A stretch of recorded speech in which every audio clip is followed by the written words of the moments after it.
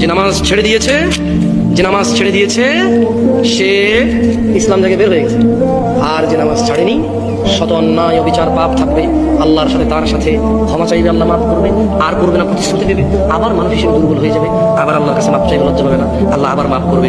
এরপর এক পর্যায়ে আল্লাহ ঘোষণা দিয়েছে ইল্লা মান তাব, অথবা যে ব্যক্তি তার সমস্ত গুনাহ থেকে ফিরে আসে, ওয়া আমানা, আল্লাহর প্রতি ঈমান আনে, ওয়া আমিলা আমালান সালিহা, তার গুনাহ যত কিছুই হোক সে যদি ফিরে আসে, ঈমান আনে, মাফ চায়, ভালো কাজ করে, ফাউলাইকা ইউবাদদিলুল্লাহ সাইয়্যাতিহিম হাসানাত। এই যে লোকটা বললো জেনা করবে না, আবার করছে, চেষ্টা করছে না করা হয়ে গেছে, নেশা করবে না, আবার করছে, সর্বোচ্চ চেষ্টা করেছে না করার প্রথম হয়ে গেছে।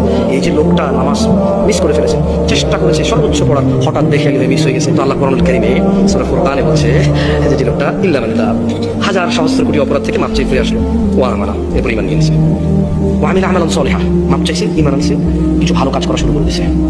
তাহলে হচ্ছে ফাউলাইক, তার পিছনের যে হাজার লক্ষ কোটি সহস্র গুনাহ আছে, ইউবাদদিলুল্লাহ, আল্লাহ বদল করে দেবে গুনাহগুলোকে, শুধু মাপ না, এগুলোকে আল্লাহ বদলাই দেবে, এক্সচেঞ্জ করে দেবে, কিসে? সাইয়্যাতিহিম হাসানাত, নেকিতে পরিবর্তন করে দেবে সবগুলোকে।